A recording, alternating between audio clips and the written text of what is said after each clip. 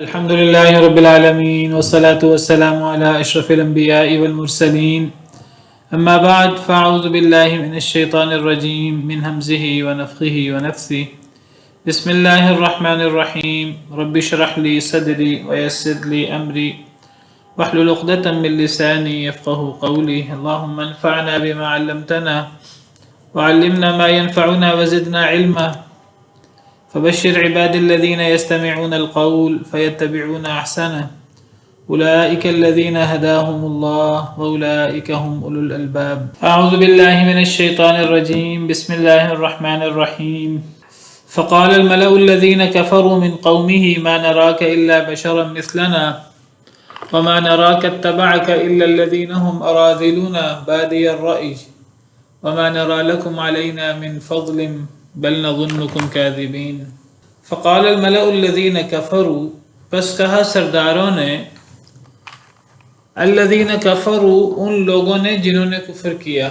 اللہ تعالیٰ فرماتے ہیں سیدنا نوح علیہ السلام کا قصہ جاری ہے، اور ہم نے پڑھا کہ سیدنا نوح علیہ السلام نے اپنی قوم کو دعوت دی اور کہا کہ میں تمہاری طرف واضح ڈرانے والا ہوں، اور کہا کہ اللہ کے علاوہ کسی کی عبادت نہ کرو، بے شک میں تمہارے اوپر دردناک دن کے عذاب سے ڈرتا ہوں۔ یعنی اگر تم اللہ کے علاوہ کسی اور کی عبادت کرو گے، شرک کرو گے، اللہ کی نافرمانی کرو گے، تو پھر دردناک عذاب کا ڈر ہے۔ جب حضرت نوح علیہ السلام نے اپنی قوم کو یہ دعوت دی، دعوت خلاصہ اللہ تعالیٰ نے یہاں ذکر کیا ہے۔ سیدنا نوح علیہ السلام تو اپنی قوم میں 950 سال بطور نبی رہے ہیں، تو اب انہوں نے تو بہت زیادہ دعوت دی، کبھی پوشیدہ طریقے سے، کبھی علانیہ طریقے سے، کبھی کن الفاظ میں کبھی کن الفاظ میں، تو اللہ نے اس کو خلاصہ یہاں بیان کیا ہے۔ وہ خلاصہ یہ تھا، یہاں اللہ تعالیٰ نے 2-3 الفاظ میں بیان کر دیا ہے۔ اب سیدنا نوح علیہ السلام کی دعوت کے جواب میں قوم نے آگے سے کیا کہا، قوم کا آگے سے کیا رویہ تھا، تو اللہ تعالیٰ فرماتے ہیں پس کہا سرداروں نے ان لوگوں نے جنہوں نے کفر کیا، انہوں نے کہا من قومی ہی ان کی قوم میں سے، یعنی نوح علیہ السلام کی قوم میں سے، ما نراک الا بشرا مثلنا، نہیں ہم دیکھتے تجھے اے نوح مگر ایک بشر ہمارے جیسا، وما نراک اتبعک الا الذین هم اراذلونا بادی الرأی، اور نہیں ہم دیکھتے ہیں تجھے کہ پیروی کرتے ہیں تیری مگر وہ لوگ الذین هم اراذلونا جو ہم میں سے رذیل ہیں، والعیاذ باللہ جو ہم میں سے حقیر ہیں، کم تر ہیں، بادی الرأی ظاہری رائے، موٹی رائے رکھنے والے، وما نری لکم علینا من فضل، اور نہیں ہم دیکھتے تمہارے لیے ہمارے اوپر من فضل کوئی فضل، بل نظنکم کاذبین، بلکہ ہم گمان کرتے ہیں تمہیں جھوٹا۔ یہ جواب ہے جو سیدنا نوح علیہ السلام کو ان کی قوم نے دیا۔ پہلی بات کیا ہے؟ پہلی بات تو یہ ہے کہ اللہ فرماتے ہیں کہ حضرت نوح علیہ السلام کی دعوت کے جواب میں کن لوگوں نے کہا؟ اللہ فرماتے ہیں ملأ نے کہا، الملأ الذین کفروا، ان سرداروں نے کہا جنہوں نے کفر کیا حضرت نوح علیہ السلام کی قوم میں سے، یعنی حضرت نوح علیہ السلام کی قوم کے کافر سرداروں نے کہا۔ حضرت نوح علیہ السلام نے کس کو مخاطب کیا تھا اپنی قوم میں سے؟ سرداروں کو مخاطب کیا تھا یا سب کو مخاطب کیا تھا؟ دعوت انہوں نے صرف سرداروں کو دی تھی یا سب کو دی تھی؟ نبی کی دعوت کس کے لیے ہوتی ہے؟ سب کے لیے دعوت، سب کے لیے، پوری قوم کے لیے ہوتی ہے۔ اب جواب کون دے رہے ہیں؟ سردار۔ کیا مطلب؟ اللہ نے صرف سرداروں کا جواب نقل کیا ہے اور اللہ نے عام لوگوں کا جواب نقل نہیں کیا؟ اللہ نے یہاں سرداروں کا جواب کیوں نقل کیا ہے؟ عموماً سرداروں کی پیروی عام لوگ کرتے ہیں. عموماً سرداروں کی پیروی عام لوگ کرتے ہیں. اور کوئی؟ سب فرعون بھی اپنے ان سرداروں کے مشورے کے بغیر نہیں چلتا تھا. کوئی بھی جو ان کے سردار ہوتے ہیں وہ مشیر بھی ہوتے ہیں. جی جی. اور کوئی؟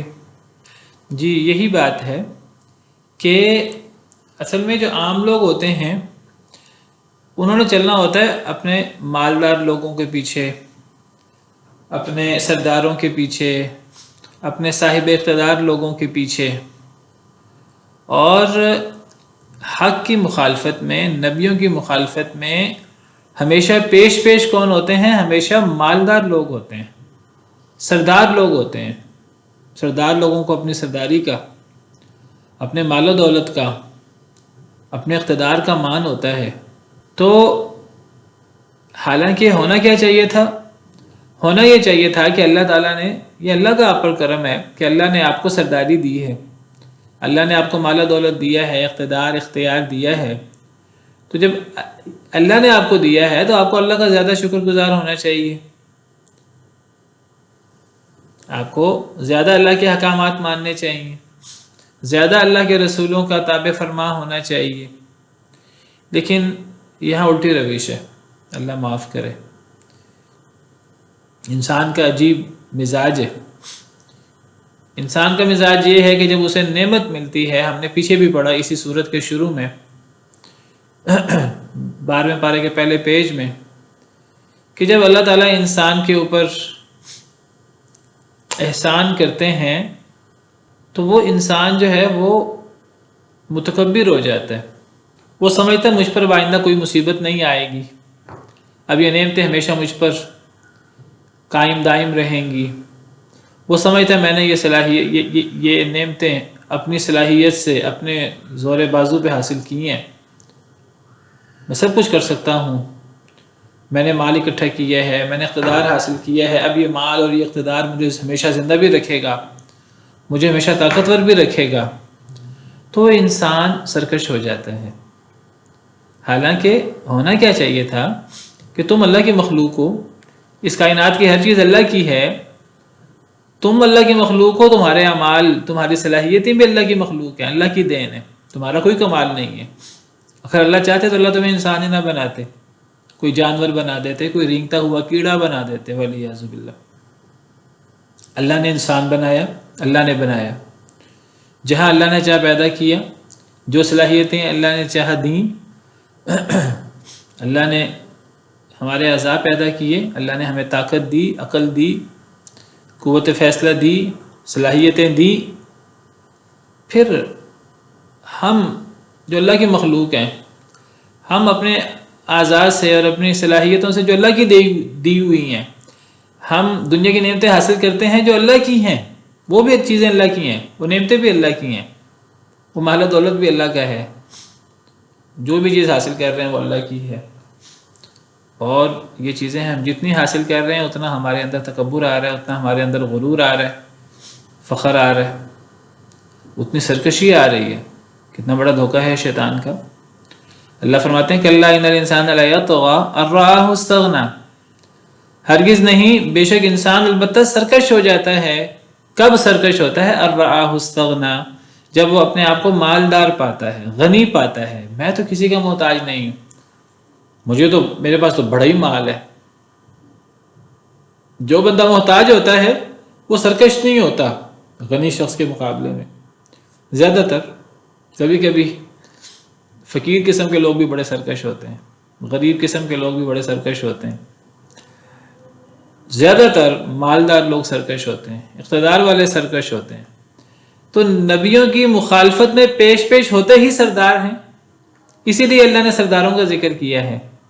حالانکہ سیدنا نوح علیہ السلام کی دعوت صرف سرداروں کے لیے نہیں تھی. اور میں یہ بھی واضح کر دوں، یہاں کچھ لوگ ہیں وہ کہتے ہیں ہم نے صرف ایلیٹ کلاس کو مخاطب کرنا، ہمارا مد مقابل صرف ایلیٹ کلاس ہے، ہم نے صرف مالداروں میں کام کرنا ہے.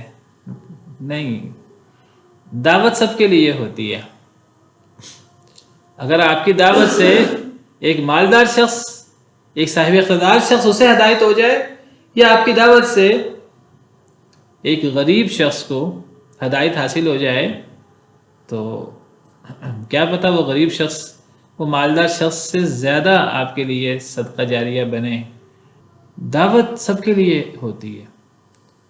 بعض لوگ جو مخصوص کر لیتے ہیں، ایک انسان رہتا ہی پوش علاقے میں ہے، اس علاقے میں انسان کو زیادہ اپنے قریبی لوگوں کو دعوت دینی چاہیے۔ سب سے پہلے دعوت کی ابتدا قریب سے ہوتی ہے۔ اللہ تعالیٰ نے نبی صلی اللہ علیہ وسلم کو فرمایا وَأَنذِرْ عَشِيرَتَكَ الْأَقْرَبِينَ کہ نبی صلی اللہ علیہ وسلم اپنے قریبی رشتہ داروں کو ڈرائیے، پہلے رشتہ داروں کو ڈرائیے، پہلے قریب لوگوں کو ڈرائیے، پھر دور کی طرف رخ کیجیے۔ تو اگر کسی انسان کے قریب اگر اقتدار والے لوگ رہتے ہیں، مالدار لوگ رہتے ہیں تو ٹھیک ہے، انسان انہیں دعوت دے گا۔ لیکن کوئی انسان یہ کہ جی میں نے تو بس ایلیٹ کلاس میں کام کرنا ہے، یہ منہج صحیح نہیں ہے، یہ طریقہ کار صحیح نہیں ہے۔ اگر آپ کے قریب، آپ کے رشتہ داروں میں، آپ کے قریب رہنے والوں میں ہر قسم کے لوگ ہیں اور آپ صرف مخصوص لوگوں کو دعوت دیں، کیوں؟ کیا دنیاوی مفادات ہیں؟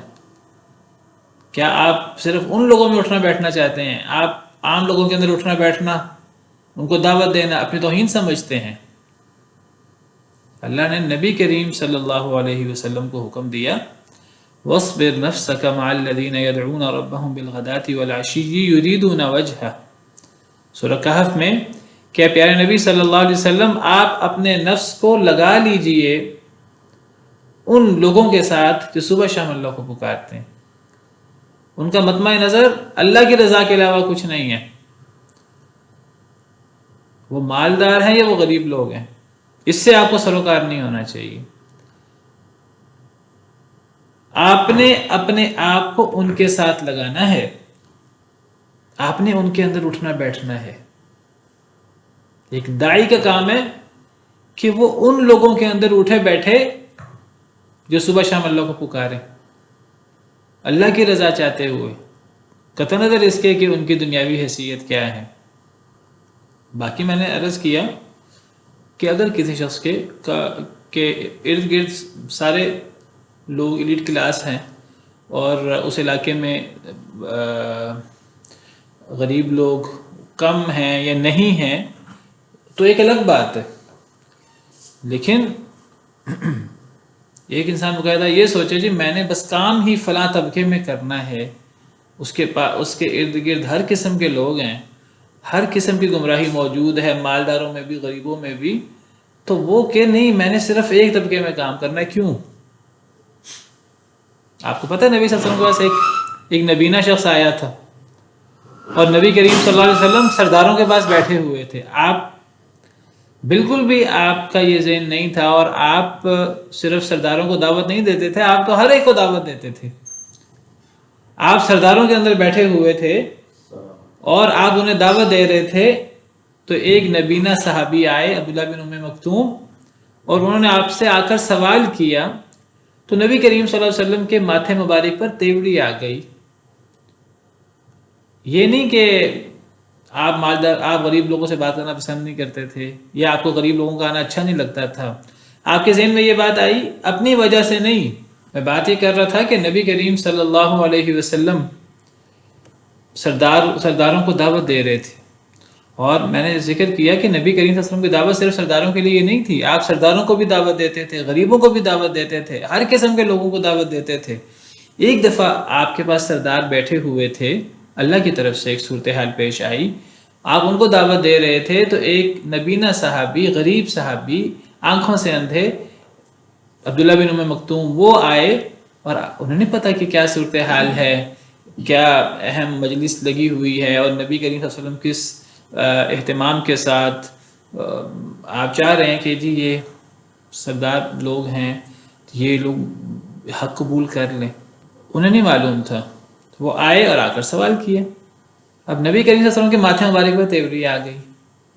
تیوری آنے کی وجہ یہ ہرگز نہیں تھی کہ آپ غریبوں سے بات کرنا پسند نہیں کرتے تھے یا آپ غریبوں کو دعوت دینا پسند نہیں کرتے تھے، آپ کو تو اٹھنا بیٹھنا غریب اللہ کے حکم کے مطابق وہ غریبوں میں تھا بھی، اور اللہ تعالیٰ کا حکم بھی تھا کہ آپ اپنے آپ کو غریبوں کے ساتھ لگائے رکھیں، ان میں اٹھیں بیٹھیں، آپ ان میں اٹھنے بیٹھتے تھے، ان سے محبت کرتے تھے، لیکن آپ کے ماتھے مبارک پر تیوری آئی اپنی وجہ سے نہیں، ان سرداروں کی وجہ سے کہ یہ بڑی مشکل سے میرے پاس بیٹھے ہیں، تو یہ نہ ہوں یہ نفرت کرتے ہیں، یہ متکبر قسم کے لوگ ہیں، یہ غریب لوگوں سے نفرت کرتے ہیں، ان کے ساتھ بات کرنا کسر نفسی اور اپنی شان کے خلاف سمجھتے ہیں، تو یہ لوگ اٹھ نہ جائیں اور میں جو ان کو دعوت دے رہا ہوں میری دعوت میں خلل نہ پڑ جائے، ماتھے ہمارے پہ تیوری آ گئی۔ تو اللہ نے قرآن کریم میں سورت نازل کر دی، کس کے بارے میں؟ نبی صلی اللہ علیہ وسلم کے بارے میں، کہ آپ کے ماتھے مبارک پر تیوری آنا یہ آپ کی شان کے مطابق نہیں تھا، تیوری نہیں آنی چاہیے تھی۔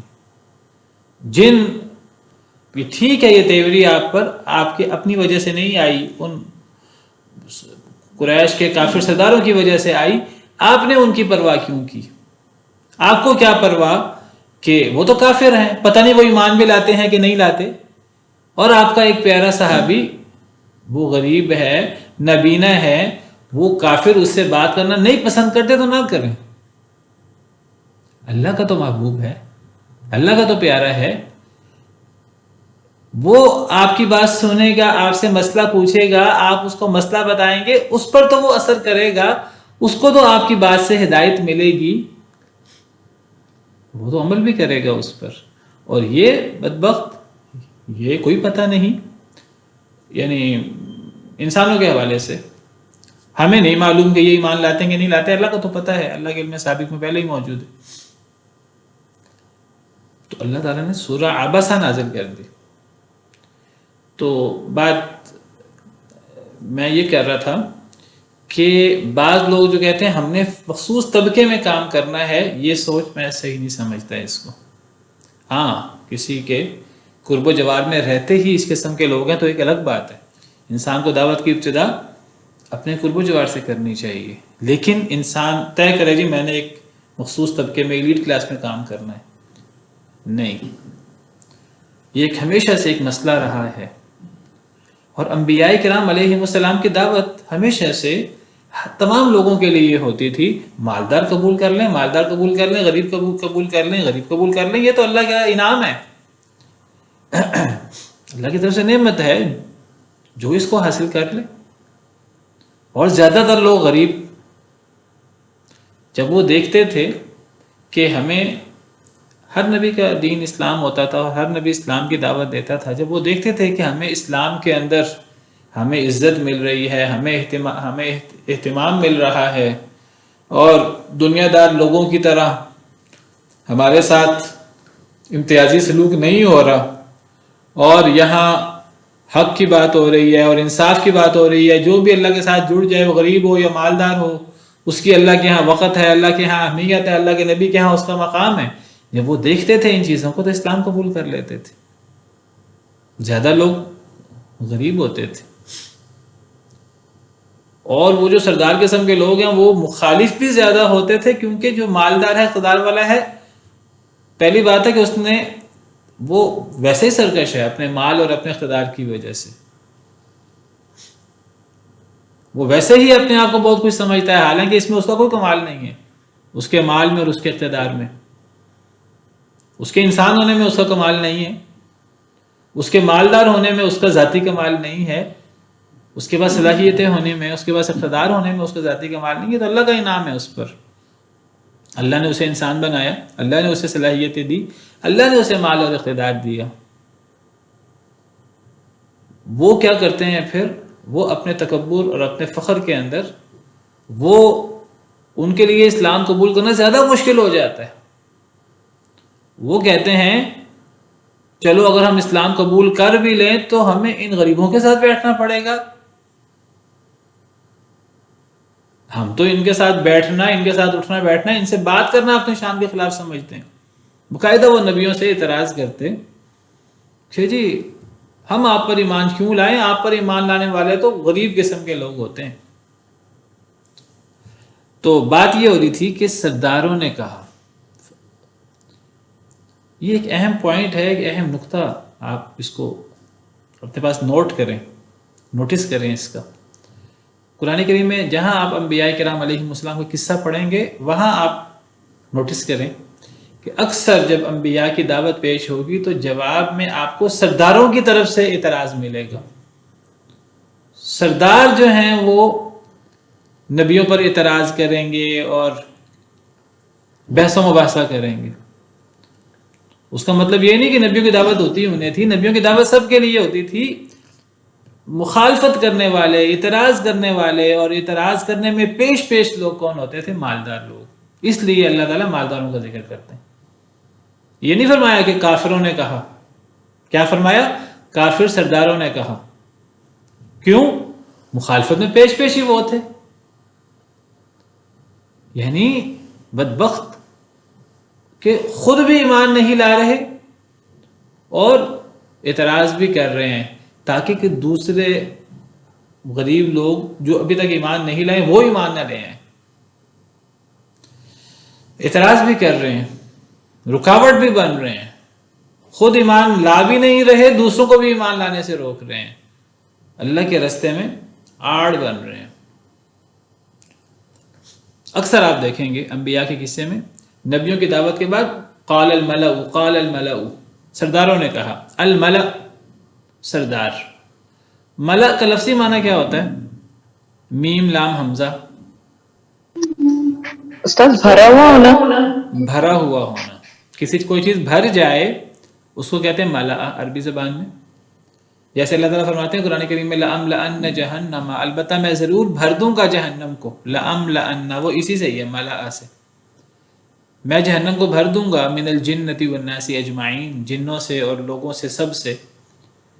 جہنم میں جن یعنی شیطان اور شیطان کے چیلے چانٹے اور شیطان کے پیروکار انسان، اللہ فرماتے ہیں میں ان سے جہنم کو بھر دوں گا والعیاذ باللہ. تو وہاں لَأَمْلَأَنَّ، وہاں بھی ملأ، اسی سے ہی واحد متکلم فعل مضارع کا صیغہ ہے. تو ملأ ان لوگوں کو کہتے ہیں کہ جن کو دیکھ کر بالمقابل لوگوں کی نظریں ان کی ہیبت کی وجہ سے، ان کے اقتدار کی وجہ سے جھک جائیں، ان کی نظریں ان کے رعب اور دبدبے سے بھر جائیں. تو ایسے لوگوں کو ملأ کہتے ہیں. تو اللہ فرماتے ہیں کہ سرداروں نے کہا. حضرت نوح کو جواب دیا. اعتراض، یہ جواب کوئی اچھا جواب نہیں ہے جو حضرت نوح علیہ السلام کی دعوت کے جواب میں کوئی ان لوگوں نے پازیٹیو جواب دیا ہو، کوئی مثبت جواب دیا ہو. نہیں، یہ تو انکار تھا نا، یہ تو اعتراضات تھے. تو یہ اعتراضات کس نے کیے؟ اعتراضات کرنے میں پیش کون تھا؟ کافر لوگ تو تھے. کون لوگ؟ سردار کافر لوگ من قومہ، حضرت نوح علیہ السلام کی قوم سے. اب اعتراض کیا کیا انہوں نے؟ پہلا اعتراض انہوں نے کیا ما نراک الا بشرا مثلنا، کہ اے نوح نہیں ہم دیکھتے تجھے مگر ایک بشر ہمارے جیسا. یہ پہلا اعتراض ہے. دوسرا اعتراض کیا ہے؟ وما نراک اتبعک الا الذین هم اراذلون بادی الرأی، کہ نہیں ہم دیکھتے تجھے کہ تیری پیروی کرتے ہیں وہ لوگ جو ہم میں ذلیل لوگ ہیں. بادی الرأی موٹی رائے والے ہیں، ان کی کوئی گہری رائے بھی نہیں ہوتی، بڑی موٹی سی ان کی رائے ہوتی ہے، سرسری سا ان کا ایک رائے ہوتی ہے. تو پہلا اعتراض کہ آپ ہمارے جیسے انسان ہیں. یہ کیا اعتراض ہے؟ یہ ایسا اعتراض ہے جو سیدنا نوح علیہ السلام پر ہونا شروع ہوا یہاں سے، اور یہ یہاں سے یہ اعتراض ہر نبی پر اسی قوم نے کیا ہے. سیدنا نوح علیہ السلام پہلے رسول ہیں، ان سے پہلے اور نبی ہیں اللہ کے، وہ نبی ہیں. سیدنا ادریس علیہ السلام، سیدنا آدم علیہ السلام جن کا ذکر قرآن میں ہے. یہ بعض علماء کے مطابق سیدنا شیس علیہ السلام وہ بھی نبی تھے، اگرچہ ان کا ذکر قرآن میں نہیں ہے. حضرت آدم کے بیٹے. پہلے رسول سیدنا نوح علیہ السلام. سیدنا نوح علیہ السلام پر یہ اعتراض ہوا، اور پھر یہ اعتراض اللہ نے اس کا جواب دیا. حضرت نوح علیہ السلام نے اس کا جواب دیا اپنی قوم کو. یہ اعتراض ہوتا رہا. پھر اس کے بعد ہر قوم نے اپنے نبی پر، اپنے رسول پر یہ اعتراض کیا. یہ اعتراض ہوتا رہا، نبی جواب دیتے رہے، اللہ جواب دیتے رہے، ماننے والے مانتے رہے، جنہوں نے نہیں مانا وہ انکار کرتے رہے. اللہ کی طرف سے عذاب نازل ہوتے رہے، وہ لوگ عبرت کا نشانہ بنتے رہے. نئی قومیں آ جاتی، پھر ان کے اندر کفر و شرک اور اللہ کی نافرمانی، پھر اللہ نبی بھیج دیتے، پھر نبی پر وہی اعتراض ہو جاتا، حتیٰ کہ آخری نبی خاتم الانبیاء والمرسلین نبی کریم صلی اللہ علیہ وسلم، اللہ نے ان کو مبعوث فرمایا، ان پر بھی یہ اعتراض ہوا، قریش نے کیا۔ تو یہ کیا اعتراض ہے یہ جو سیدنا نوح علیہ السلام سے چلا آ رہا ہے نبی کریم صلی اللہ علیہ وسلم تک، ہر نبی پر اس کی قوم نے کیا ہے؟ یہ اعتراض ہے کیا؟ انسان کیوں ہے انبیاء؟ یعنی ان کو اعتراض کیا ہے انبیاء کے انسان ہونے پہ؟ السلام علیکم سر۔ السلام علیکم سر۔ وعلیکم السلام ورحمۃ اللہ۔ سر یہ شیطان کا وسوسہ ہے ان لوگوں کو کہ یہ ہمارے جیسا انسان ہے تو پھر ہم سے یہ سپیریئر کیسے ہے؟ اس پہ کیوں وحی آئی ہے؟ اگر اس پر آ سکتی ہے تو پھر ہم پہ بھی آ سکتی ہے، لیکن اس پہ کیوں آئی ہے؟ دیکھیے ان کو یہ نہیں ہے کہ یہ ہم سے سپیریئر کیوں ہے، دنیاوی اعتبار سے دنیا میں بھی لوگ ایک دوسرے سے مال کے اعتبار سے، اقتدار کے اعتبار سے، اختیار کے اعتبار سے کچھ اوپر ہوتے ہیں، کچھ نیچے ہوتے ہیں۔ ان کا اصل اعتراض یہ ہے جو آپ نے بعد میں کہا کہ ہم انسان ہیں سب، یہ بھی انسان ہے، تو یہ اس کا دعویٰ یہ ہے کہ اس پر وحی آتی ہے اللہ کی طرف سے۔ اللہ تعالیٰ تو انسانوں میں نہیں ہے، اللہ تعالیٰ تو ہمارے سامنے دنیا میں موجود نہیں ہیں، چلتے پھرتے نہیں ہیں، تو اللہ تعالیٰ تو عرش پر ہیں، بلندی پر ہیں، مخلوق سے الگ ہیں، تو اللہ کا رابطہ صرف ان کے ساتھ کیوں ہے؟ ان کا رابطہ ملا الاعلیٰ سے اور اللہ تعالیٰ سے ان اکیلے کا رابطہ کیوں ہے، ہم سب کا رابطہ کیوں نہیں ہے؟ ان کا اعتراض یہ ہے کہ انسان کا تو ملا الاعلیٰ سے رابطہ ہو ہی نہیں سکتا، انسان کا انسانوں سے رابطہ ہو سکتا ہے، یہ کیا کہ ایک انسان دعویٰ کرے کہ مجھ پر آسمان سے وحی آتی ہے۔ بھی اگر آسمان سے اس انسان پر وحی آ جاتی ہے جو انسان ہے ہمارے جیسا، تو پھر وہ وحی ہم پر کیوں نہیں آتی؟ وہ ہم سب موجود ہیں، ہم سب کی موجودگی میں اس اکیلے پر آتی ہے، اس اکیلے کو سنائی دیتی ہے، باقی کسی کو سنائی نہیں دیتی، تو یہ تو ہو نہیں سکتا، یہ کیسے ہو سکتا ہے؟ کیا خیال ہے ان کا؟ یعنی کہنا یہ ہے ان کا کہ ہم سب کو چھوڑ کر اس پر وحی کیسے آ گئی؟ کہنے کو ایک لحاظ سے یہ اعتراض ویلڈ بھی لگتا ہے ایک پہلو سے کہ ہم سب انسان ہیں۔ دیکھیے نبی اپنی قوم میں سے ہوتا ہے نا، اپنی قوم میں پیدا ہوتا ہے، قوم کے کسی اعلیٰ خاندان میں سے ہوتا ہے ہمیشہ نبی، تو قوم کے اندر پلتا بڑھتا ہے، پیدا ہوتا ہے، اس کے خاندان والے وہ اسی قوم میں ہی ہوتے ہیں، نبی ان میں پیدا ہوتا ہے، ان میں پلتا بڑھتا ہے۔ ایک وقت آتا ہے کہ نبی کہتا ہے کہ مجھ پر وحی آتی ہے، وہ کہتے ہیں کہ تم تو ہمارے جیسے انسان ہو، تو انسانوں کا عالم بالا سے رابطہ کیسے ہو گیا؟ اور اگر کسی انسان کا عالم بالا سے رابطہ ہو سکتا ہے تو اس کا کیوں ہو سکتا ہے؟ پھر ہمارا بھی تو ہونا چاہیے۔ یعنی ایسے ہی جیسے کوئی بندہ آج کہے کہ جی اس دنیا میں کہیں اور بھی انسان بستے ہیں، کہیں اور بھی ایلینز بستے ہیں اور میرا ان سے رابطہ ہے، تو ہر بندہ اس سے کیا کہے گا؟ ہر بندہ اس سے کہے گا کہ اگر تمہارا رابطہ ہے تو ہمارا بھی رابطہ کروا دو، ہم تمہاری بات مان لیں گے۔ اس پہلو سے آپ دیکھیں تو ایک حد تک ان کی بات سمجھ میں آتی ہے، ایک پہلو سے۔ تو ان کا اعتراض یہ ہے کہ آپ تو ہمارے جیسے انسان ہیں۔ یہ اعتراض حضرت نوح علیہ السلام پر ہونا شروع ہوا، اور پھر یہ اعتراض ہر نبی پر اس کی قوم نے کیا ہے۔ تو یہ اعتراض صحیح ہے کہ صحیح نہیں ہے؟ سر صحیح نہیں ہے۔ کیوں؟ کیونکہ انسانوں پر انسانوں سے ہی نبی ہونا چاہیے، کیونکہ اگر فرشتہ نبی ہو جاتا یا کوئی اللہ تعالیٰ کے فرشتے کو نبی بنا دیتے تو اجنبیت برقرار رہتی، وہ اس وجہ سے ان کا اعتراض انویلڈ ہے۔ اور نبوت یہ تو اللہ کی طرف سے انسان کو مل رہی ہے نا، اللہ کی طرف سے مل رہی ہے، ان کا اعتراض انویلڈ ہے۔ صحیح. السلام علیکم سر. وعلیکم السلام ورحمۃ اللہ. جی سر، یہ ویسے واقعی ایک پوائنٹ اچھا ہے، کیونکہ آج کل بھی اگر آپ عام لوگوں سے بات کرو نا، جو بے دین ہوتے ہیں وہ بھی یہ کہتے ہیں کہ چلو اگر محمد صلی اللہ علیہ وسلم کو ایکسیپٹ کرنا ہے تو مرزا کو بھی کر لیں، تو جو ہے نا یہودیت کو بھی کر لیں، عیسائی کو بھی کر لیں، تو اسلام ہی کیوں اتنا اسپیشل ہے؟ وہ بھی تو یہی کہتے ہیں پھر، مطلب اسی روح سے نا. ہاں دیکھیں، یہ اعتراض جو ہے، یہ مینٹیلٹی جو سیدنا نوح علیہ السلام پر اعتراض ہوا اور ہر نبی پر اعتراض ہوا، یہ مینٹیلٹی آج بھی پائی جاتی ہے. آج بھی بڑے بڑے یعنی دنیا کے اندر جو مسلمان نہیں ہیں تو وہ لوگ آج بھی یہ اعتراض کرتے ہیں. وہی یعنی وہی کے اوپر اعتراض ہوتا ہے کہ یہ وہی کیا چیز ہے، اور وہ یہی اعتراض ہے اصل میں کہ یہ کیا ہے کہ یہ ایک شخص کا رابطہ ہو جاتا ہے، باقی کسی کا بھی رابطہ نہیں ہوتا. جیسے میں نے آپ کو مثال دی تو میں کہہ رہا تھا کہ ایک پہلو سے یہ اعتراض یعنی ویلڈ ہے کہ اگر ایک شخص کہتا ہے کہ میرا رابطہ ہے عالم بالا سے یا کسی اور سیارے سے یا کسی اور مخلوق سے، تو باقی لوگ کہتے ہیں ہمارا رابطہ کیوں نہیں ہے، ہمارا بھی رابطہ کروا دو، ہمارا رابطہ ہو جائے تو ہم تمہاری بات بھی مان لیں گے. یہی اعتراض جو ہے وہ آج بھی ہوتا ہے. آج بھی لوگ کرتے نہیں، یہ کوئی وحی نہیں ہوتی، کوئی انسان کا رابطہ ہو ہی نہیں سکتا کسی. اگر رابطہ ہو سکتا ہے تو اس کا ہمیں بھی پتہ ہونا چاہیے، اس کے سائنسی پروف ہونا چاہیے، اور جس میں آج کل لوگ بات کرتے ہیں. جی مس نورین.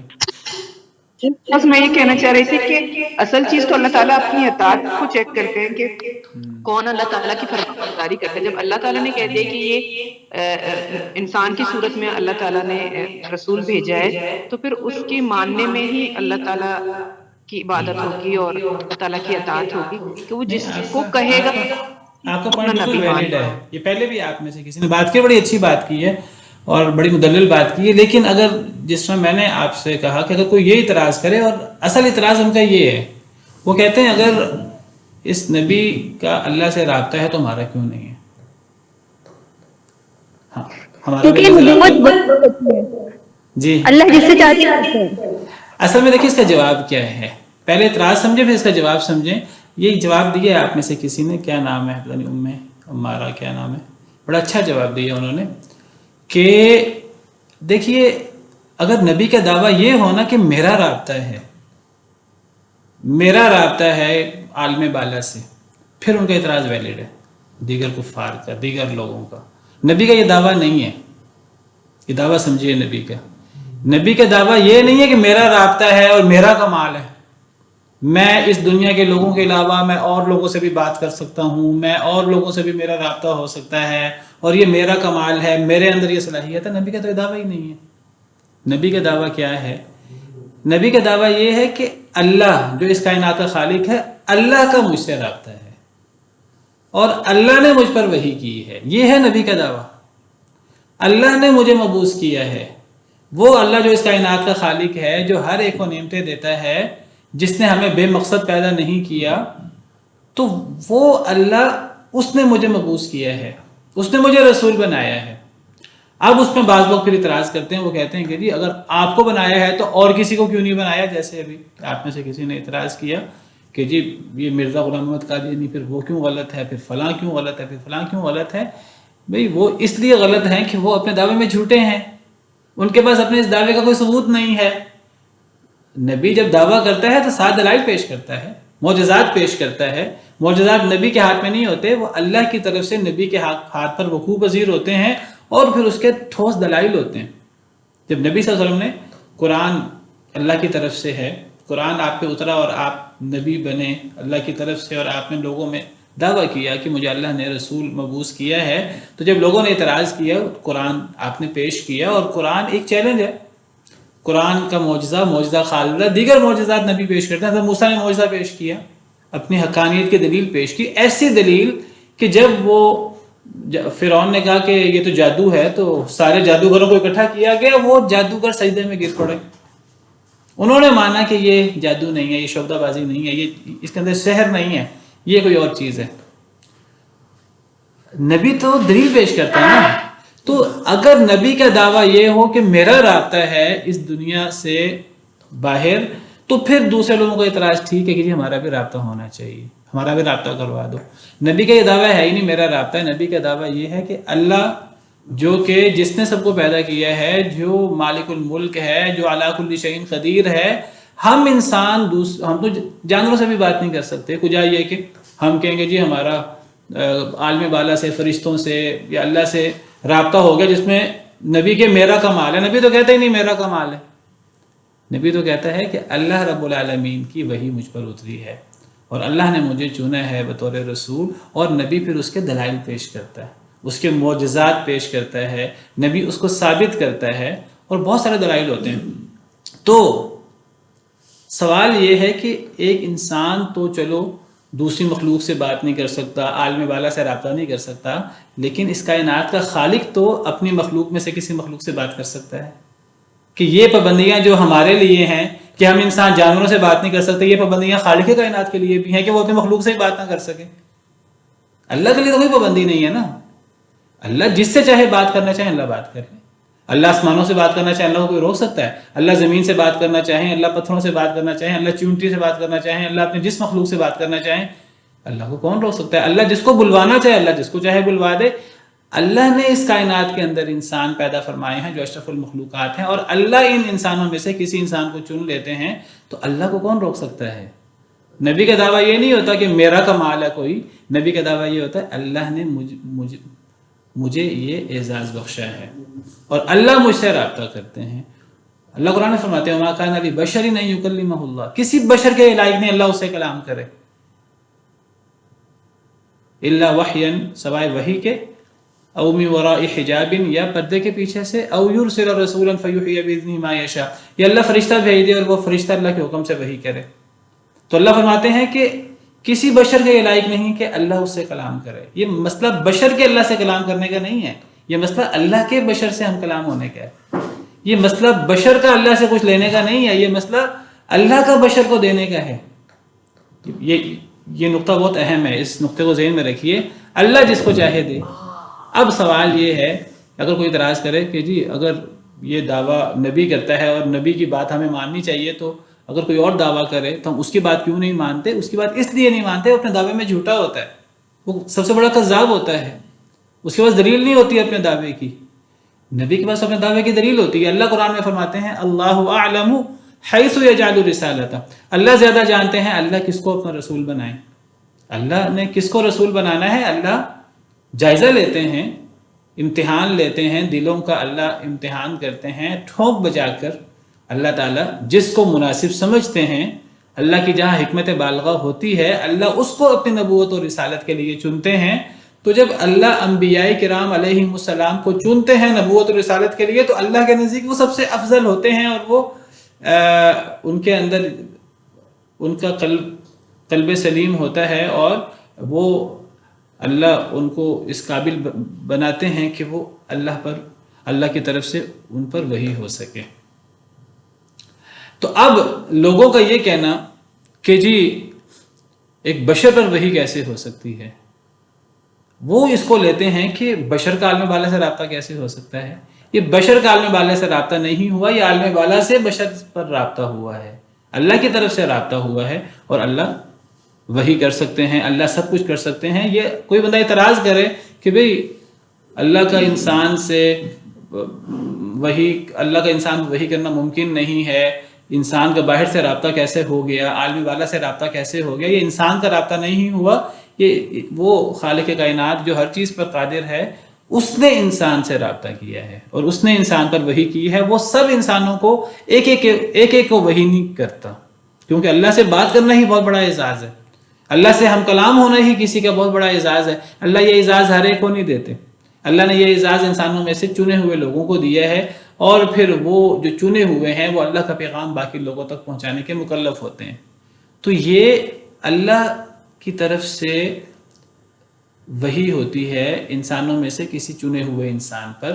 تو یہ اللہ کی خاصیت ہے، یہ اللہ کی قدرت ہے، اور اللہ کی قدرت پر کون اعتراض کر سکتا ہے؟ اللہ کی طاقت پر کون اعتراض کر سکتا ہے؟ کوئی اعتراض نہیں کر سکتا. اگر یہ بات ہمیں سمجھ میں آ جائے سارے اعتراض ختم ہو جاتے ہیں. اب اگر اللہ نے نبی صلی اللہ علیہ وسلم کو چنا، دیگر انبیاء کرام علیہ السلام کو چنا، تو کیوں چنا؟ بھئی جو خالق کائنات ہے وہ تو سب کچھ کر سکتا ہے نا، جو معبود ہے، جو خالق ہے، جو علی کل فعال لما یرید ہے، علی کل شیء قدیر ہے، وہ تو سب کچھ کر سکتا ہے. وہ انسانوں میں سے کسی انسان کو چن بھی سکتا ہے. اچھا جی صرف اس کو کیوں چنا؟ اس کے اندر اللہ کی اپنی حکمتیں ہیں. جب اللہ تعالیٰ خالق کائنات ہیں اور اللہ تعالیٰ قادر مطلق ہیں، جب اللہ تعالیٰ علام الغیوب ہیں، جب اللہ تعالیٰ علیم بھی ہیں، حکیم بھی ہیں، اللہ کا کوئی فیصلہ عدل سے خالی نہیں ہے، اللہ کی کوئی بات سچائی سے خالی نہیں ہے، اللہ کے سارے فیصلے جو ہیں وہ بہترین ہیں، تو اللہ کا یہ فیصلہ بھی بہترین ہے. اور اگر کسی کو نہیں سمجھ آتی تو اس میں اس کی عقل کا قصور ہے، اس کا نقص ہے، اس کے عقل کا نقص ہے. اللہ جس پر چاہے وہی کرے، اللہ جس انسان سے چاہے کلام کرے. یہ جواب ہے جو لوگوں کے اعتراض کا اللہ نے دیا قرآن میں. یہ اعتراض ہر نبی پر اس کی قوم نے کیا حضرت نوح علیہ السلام کے بعد، اور اللہ نے اس کا جواب قرآن میں دیا ہے. کہاں دیا ہے؟ آپ میں سے کوئی بتائیں. اللہ نے یہی جواب دیا ہے اس کا کہ اللہ کو کون روک سکتا ہے، اللہ کو کوئی نہیں روک سکتا.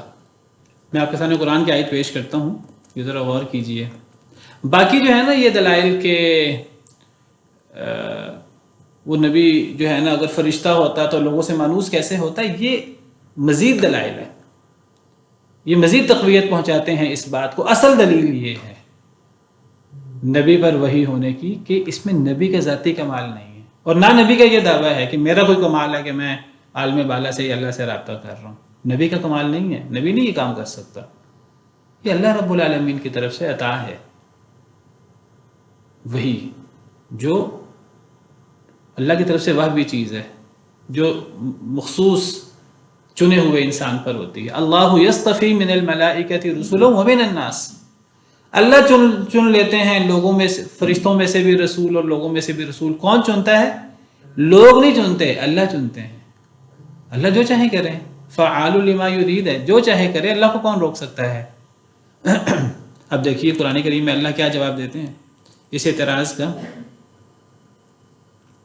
اللہ اس کا جواب یہ دیتے ہیں، اللہ نے یہاں اعتراض ذکر کیا رسولوں کا قوموں کا رسولوں پر. یہ سورہ ابراہیم میں، سورہ ابراہیم میں اللہ تعالیٰ نے حضرت موسیٰ علیہ السلام کا ذکر کیا آیت نمبر 8 میں. سورہ ابراہیم میں آیت نمبر 8 میں اللہ نے حضرت موسیٰ کا ذکر کیا، اور پھر حضرت موسیٰ کے بعد اللہ تعالیٰ فرماتے ہیں کیا تمہارے پاس، حضرت موسیٰ دعوت دے رہے ہیں اپنی قوم کو، کیا تمہارے پاس پچھلی قوموں کی خبر نہیں آئی؟ قوم نوح، قوم عاد، قوم سمود، اور ان کے بعد جو قومیں آئی ہیں حضرت موسیٰ تک، بہت ساری ہزاروں قومیں ہیں، ہزاروں انبیاء ہیں. ہم ان کو نہیں جانتے. لا یعلمہم الا اللہ، انہیں اللہ کے علاوہ کوئی نہیں جانتا. حضرت موسیٰ اپنی قوم کو دعوت دے رہے ہیں کہ مجھ سے پہلے حضرت نوح، حضرت ہود، حضرت صالح علیہ السلام، ان کی قومیں آئیں اور ان کے بعد بہت سی قومیں آئیں. رسول آئے، روشن نشانیاں لائے، لوگوں نے انکار کیا. تو حضرت موسیٰ فرماتے ہیں، یہ اللہ نے ان کو قول نقل کیا، رسولوں نے کہا، رسولوں نے جو دعوت دی اپنی قوم کو بالعموم، رسولوں نے کہا قوموں سے کہ کیا اللہ کے بارے میں شک ہے جو زمین و آسمان کو پیدا کرنے والا ہے؟ وہ اللہ تمہیں بلاتا ہے کہ تاکہ تمہیں معاف کرے، تمہارے گناہ معاف کرے، تمہیں ڈھیل دے ایک وقت مقررہ تک. رسولوں کی اپنی قوم کو دعوت کا ذکر کیا. اچھا قوم نے آگے کیا جواب دیا؟ یہ عمومی ایک تبصرہ ہو رہا ہے پچھلی بہت ساری قوموں پر، سینکڑوں ہزاروں قوموں پر تبصرہ ہو رہا ہے. قوموں نے آگے سے کیا جواب دیا؟ قالوا ان انتم الا بشر مثلنا. وہی اعتراض جو حضرت نوح علیہ السلام پر ہوا، اور میں نے ذکر کیا یہ اعتراض حضرت نوح علیہ السلام سے لے کر پھر یہ ہمیشہ ہوتا رہا ہے. یہ آج تک غیر مسلم یہ اعتراض کرتے ہیں کئی مرتبہ کہ بشر پر وحی نہیں ہو سکتی. یہ تو بشر ہے، بشر پر وحی نہیں ہو سکتی. انہوں نے کہا نہیں ہو تم مگر بشر ہمارے جیسے. یہ اعتراض ہے قوموں کا بالعموم اپنے رسولوں پر. تم ہمیں اس سے روکنا چاہتے ہو جس کی عبادت ہمارے آباء و اجداد کرتے تھے. تم ہمیں ہمارے آباء و اجداد کے دین سے روکنا چاہتے ہو، کوئی دلیل لے آؤ. قوموں نے یہ کہا. اب رسولوں نے کیا جواب دیا؟ یہ یاد رکھیں کسی ایک قوم کا کسی ایک رسول سے یہ مکالمہ نہیں ہے، یہ عمومی عام طور پر یہ ہوتا رہا.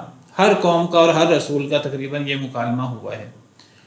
رسولوں نے کیا جواب دیا؟ یہ بات اہم ہے. قوموں کے اس اعتراض پر کہ تم تو ہمارے جیسے انسان ہو، ہم تمہیں نبی کیسے مان لیں، تمہارا عالم بالا سے رابطہ کیسے ہو گیا ہمیں چھوڑ کر، اگر تمہارا ہو سکتا تو ہمارا بھی ہونا چاہیے. رسولوں نے کیا جواب دیا اس کا؟ قالت لهم رسلهم ان نحن الا بشر مثلكم ولكن اللہ یمن علی من یشاء من عبادی. یہ جملہ بہت قابل غور ہے رسولوں کا. یہ ایک عمومی جواب ہے جو رسول اپنی قوم کے اس اعتراض پر دیتے رہے ہیں. کیا جواب ہے؟ کہ تمہارا یہ اعتراض کہ ہم تمہارے جیسے انسان ہیں، تمہارا یہ اعتراض اس حد تک ٹھیک ہے کہ ہم تمہارے جیسے انسان ہیں، ہم کوئی فرشتہ، کوئی اور مخلوق نہیں ہے آسمان سے اتری ہوئی، ہم انسان ہی ہیں، نہیں ہیں ہم مگر بشر تمہارے جیسے. لیکن تمہارا یہ کہنا کہ بشر کا رابطہ نہیں ہو سکتا، وَلَكِنَّ اللَّهَ يَمُنُّ عَلَى مَن يَشَاءُ مِنْ عِبَادِهِ، اللہ اپنے بندوں میں سے جس پر چاہے احسان کر دے. اللہ کو کون روک سکتا ہے؟ یعنی یہ ہمارا اللہ سے رابطہ نہیں ہے، یہ اللہ کا ہم سے رابطہ ہے، اور اللہ جس پہ چاہے احسان کر دے. ہم تو چلو ٹھیک ہے عالم بالا سے رابطہ نہیں کر سکتے، خالق کائنات تو ہم سے رابطہ کر سکتا ہے، اور وہ تم سے کیوں نہیں کرتا؟ وہ تم سے نہیں کرنا چاہتا، تم اس قابل نہیں ہو. وہ ہم پر احسان کرنا چاہتا ہے، وہ اپنے بندوں میں سے جسے چاہے چن لے. اللہ کو کون روک سکتا ہے؟ یہ ہے جواب. جب یہ جواب دیں آپ، سارے اعتراض ختم ہو گئے. یہ بنیادی جواب ہے. یعنی ان کا بنیادی اعتراض ہے کہ بشر کا عالم بالا سے رابطہ نہیں ہو سکتا، ایک انسان کا عالم بالا سے رابطہ نہیں ہو سکتا. جواب یہ ہے ہو سکتا ہے. بشر کا کمال نہیں ہے اس میں اللہ کی قدرت ہے، اللہ کا کمال ہے. اللہ جس سے چاہے رابطہ کرے. اس کائنات کا خالق موجود ہے، اس کائنات کا خالق سب کچھ کرنے پر قادر ہے. وہ جو سب کچھ کرنے پر قادر ہے وہ اس پر بھی قادر ہے کہ وہ انسانوں میں سے کسی انسان کو متعین کر کے اس پر وحی بھیجے. یہ جواب ہے اس کا. یہ جواب اللہ نے اور بھی کئی جگہوں پر دیا ہے. سورہ کہف کی آخری آیت قل انما انا بشر مثلکم یوحی الی، کہہ دیجئے میں بشر ہوں تمہارے جیسا، مجھ میں تم میں فرق ہے، مجھ پر وحی ہوتی ہے. یہ وحی میں نہیں کر رہا، یہ مجھ پر وحی ہو رہی ہے، اللہ کی طرف سے ہو رہی ہے. تو اعتراض سارے ختم ہو جانے چاہیے. تو اعتراض کیا ہے کہ بشر کا رابطہ عالم بالا سے نہیں ہو سکتا. ہر قوم کا، اور آج بھی جدید وہ بھی وحی کا انکار کرتے ہیں، بشر کا رابطہ عالم بالا سے نہیں ہو سکتا. اللہ اس کا جواب دیتے ہیں کہ عالم بالا کا بشر سے رابطہ ہو سکتا ہے، بالکل ہو سکتا ہے. اللہ تعالیٰ جس سے چاہیں وحی کریں اور اللہ تعالیٰ جس سے چاہیں کلام کریں. اور یہ کوئی بعید نہیں ہے. اور آج تو اس کی اتنی مثالیں آ گئیں. آج دیکھیں، آج ایک انسان دوسرے انسان سے کلام کرنا چاہتا ہے، میں آپ کو موبائل پہ کال کرتا ہوں، ہزاروں لوگوں میں سے آپ کو ہی کال جائے گی. اور پھر یہ تو موبائل کال کی بات ہے، فون کال کی بات ہے، ہپناٹزم اور مسمرزم، اور وہ ایک بندہ دوسرے پر اثر ڈالتا ہے. ایک انسان دوسرے انسان کے ساتھ یہ معاملات کر رہا ہے. یہ وائی فائی ہے، آپ دیکھیے کسی کو پاسورڈ پتا ہو، کتنے لہریں اور کتنے یہاں، تو جس کو پاسورڈ پتا ہے اس کا لگ جاتا ہے، جس کو نہیں پتا نہیں لگتا. ایک انسان دوسرے انسان سے یہ رابطہ کر رہا ہے، تو اللہ تعالیٰ کسی انسان سے رابطہ نہیں کر سکتا؟ اللہ کر سکتا ہے. تو میں آپ سے یہ کہہ رہا تھا کہ یہ لوگوں کا یہ سمجھنا کہ یہ کوئی رسول دعویٰ کر رہا ہے کہ رسول کسی سے رابطہ کر رہا ہے عالم بالا سے، رسول عالم بالا سے رابطہ نہیں کر رہا. یہ اللہ تعالیٰ کی طرف سے رسول کے ساتھ رابطہ ہو رہا ہے، اور اللہ تعالیٰ جس کو چاہیں چن لیں اپنی رسالت کے لیے، اور پھر اللہ اس کو مکلف کرتے ہیں کہ وہ اللہ کا پیغام سب تک پہنچا دے. تو اللہ جس کو چاہیں چن لیں. تو بشر پر وحی ہو سکتی ہے، یہ اس کا جواب ہے. کفار کہنا یہ بشر پر وحی نہیں ہو سکتی، جواب یہ بشر پر وحی ہو سکتی ہے. کفار کہتے ہیں کہ وحی ہونے کے لیے ضروری ہے کہ وہ بشر نہ ہو، وہ پھر کوئی عالم بالا کی ہی مخلوق ہو، وہ فرشتہ ہی کوئی ہو، یا تو خود فرشتہ ہو نبی، یا کم از کم چلو دوسری جو قابل قبول صورت ہے، وہ قابل قبول صورت یہ ہے کہ چلو نبی بشر ہی ہو، نبی کے ساتھ کوئی فرشتہ آ جائے جو نبی کی گواہی دے. ہم نے سورہ نام کے شروع میں پڑھا کہ انہوں نے کہا کہ لولا انزل علیہ ملک، کوئی اس پر فرشتہ ہی اتر جائے، یا تو یہ خود فرشتہ ہو یا اس پر فرشتہ اتر جائے.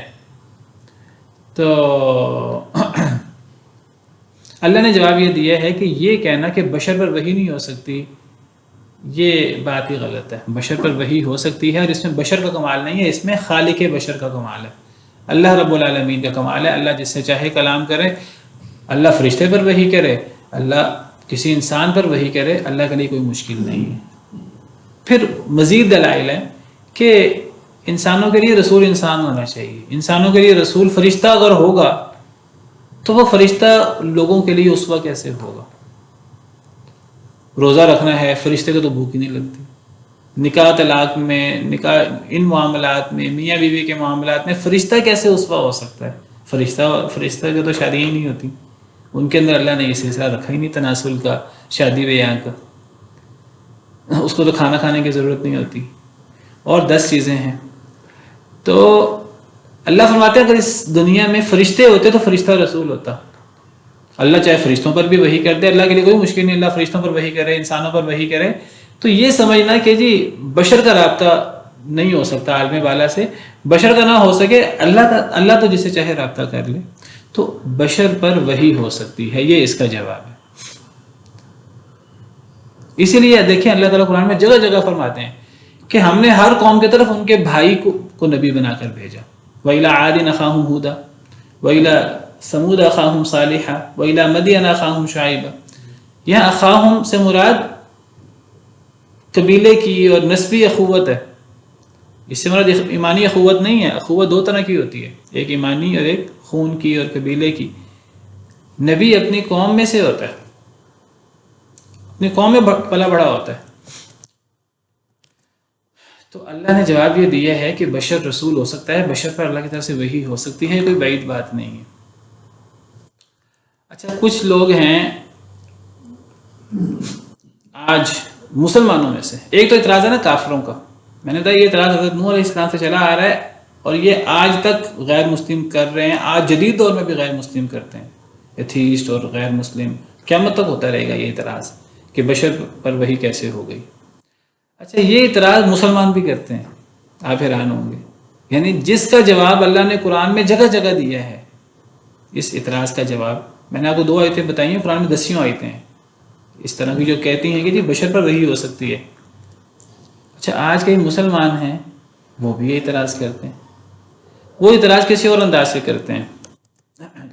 یہ دیکھیے، میں نے ایک بات سمجھانے کے لیے ایک تھوڑی سی تحریر لکھی ہوئی ہے، چھوٹی سی پوسٹ بنائی ہوئی ہے. پچھلی تمام قوموں بشمول قریش مکہ کا نظریہ کیا ہے؟ قالوا ان انتم الا بشر مثلنا. وہ کہتے ہیں تم بشر ہو، بشر پر وحی نہیں ہو سکتی. وہ نبیوں کی بشریت کا اقرار کرتے تھے کیونکہ نبی ان میں پلے بڑھے تھے. نبیوں کی رسالت کا انکار کرتے تھے. بشریت کا اقرار کرتے تھے، نبیوں کی رسالت کا انکار کرتے تھے. اور کس بیس پر کرتے تھے؟ چونکہ تم بشر ہو، تم رسول نہیں ہو سکتے. ان کا کہنا کیا تھا؟ یعنی بشریت کا رسالت کے ساتھ اجتماع ممکن نہیں ہے. یہ پچھلی قوم کا اعتراض تھا. آج بھی غیر مسلم اور ایتھیسٹ قسم کے لوگ وہ یہ اعتراض کرتے ہیں، کہتے ہیں کہ بشر پر رسالت پر وحی نہیں ہو سکتی. اچھا جی، چلیں غیر مسلم تو غیر مسلم، اللہ نے اس کا جواب دے دیا. اللہ نے جواب دیا بشر پر وحی ہو سکتی ہے، بشر رسول ہو سکتا ہے. اچھا جی، آج بہت سے مسلمانوں کا نظریہ کیا ہے؟ وہ کہتے ہیں کہ نبی صلی اللہ علیہ وسلم کے بارے میں، دیگر انبیاء کے بارے میں، وہ کہتے ہیں وہ رسول تو ہیں لیکن وہ بشر نہیں ہیں. پچھلے لوگ کیا کہتے تھے کہ تمام نبی بشر ہیں، رسول نہیں ہیں. اور کیوں رسول نہیں؟ کیونکہ وہ بشر ہیں، بشر رسول نہیں ہو سکتا. یہ کیا کہتے ہیں آج کے لوگ؟ مسلمان اپنے آپ کو کہتے ہیں، قرآن و سنت کو ماننے کا دعویٰ کرتے ہیں، کہتے ہیں کہ رسول ہونے کو تو ہم نبی صلی اللہ علیہ وسلم رسول ہیں، ہم ان کو رسول تو مانتے ہیں لیکن وہ بشر نہیں ہو سکتے. رسالت کا اقرار ہے اور رسالت کی وجہ سے بشریت کا انکار ہے. نتیجہ کیا ہے؟ نتیجہ ان کا بھی یہی ہے کہ رسالت اور بشریت ممکن نہیں ہے. دونوں میں فرق کیا ہے؟ کان کو یہاں سے پکڑ لو یا کان کو وہاں سے پکڑ لو، بات تو ایک ہی ہے. جواب کیا ہے اس کا؟ اللہ کا جواب یہ ہے کہ ان نحن الا بشر مثلکم ولکن اللہ یمن علی من یشاء من عبادہ. اللہ کا جواب ہے قل انما انا بشر مثلکم یوحی الی. میں بشر ہوں اور بشر ہونے کے باوجود وحی ہو سکتی ہے. اللہ کا جواب یہ بشریت اور رسالت کا اجتماع ممکن ہے، عین ممکن ہے. یہ اللہ کا جواب ہے. اب بتائیے کہ یہی اعتراض جو حضرت نوح علیہ السلام سے چلا آ رہا ہے، ہر نبی پر اس کی قوم نے کیا، یہی اعتراض آج کے نادان مسلمان بھی کر رہے ہیں اور وہ قرآن کو ماننے کا دعویٰ بھی کر رہے ہیں. آج تک ان کو یہ بات سمجھ میں نہیں آ سکی. اور قرآن میں اللہ فرماتے ہیں اے نبی آپ اعلان کر دیجئے قل لا اقول لكم عندي خزائن الله ولا اعلم الغیب ولا اقول لكم انی ملک. کہہ دیجئے کہ نہ میرے پاس اللہ کے خزانے، نہ میرا دعویٰ یہ ہے کہ میرے پاس اللہ کے خزانے ہیں، نہ میں غیب جانتا ہوں، اور نہ ہی میں تمہیں یہ کہتا ہوں کہ میں فرشتہ ہوں۔ یعنی صراحت سے اللہ نے نبی سے یہ کہلوایا، اے نبی آپ اعلان کر دیجئے کہ نہ میرے پاس اللہ کے خزانے ہیں۔ آج بہت سے لوگ کہتے ہیں نبی کے پاس اللہ کے خزانے ہیں، نبی کے خزانے تو اللہ کے ہاتھ میں ہیں، اللہ کے خزانے نبی کے ہاتھ میں ہیں، نبی جس کو چاہے دے۔ نبی کہتے ہیں میرے ہاتھ میں اللہ کے خزانے نہیں۔ لوگ کہتے ہیں نبی غیب جانتے ہیں، اللہ نے نبی سے کہلوایا ہے نبی آپ کہہ دیجئے میں غیب نہیں جانتا۔ لوگ کہتے ہیں کہ نبی بشر نہیں ہے، نبی فرشتہ ہوتا ہے، نورانی مخلوق ہوتی ہے، اللہ نے نبی سے کہلوایا کہ نبی آپ اعلان کر دیجئے میں فرشتہ نہیں ہوں، ولا اقول لکم انی ملک، اور نبی سے کہلوایا آپ کہہ دیجئے قل انما انا بشر مثلکم یوحی الی، کہہ دیجئے میں بشر ہوں تمہارے جیسا، مجھ پر وحی نازل ہوتی ہے۔ تو یہ ہم مسلمانوں کا عقیدہ ہونا چاہیے کہ بشر پر وحی نازل ہوتی ہے، ہو سکتی ہے اور ہوتی ہے اور ہوتی رہی ہے ہمیشہ۔ اب وہ سلسلہ بند ہو گیا۔ چلیں اسی پہ بس کرتے ہیں۔ سبحان ربک رب العزت عما یصفون وسلام علی المرسلین والحمد للہ رب العالمین۔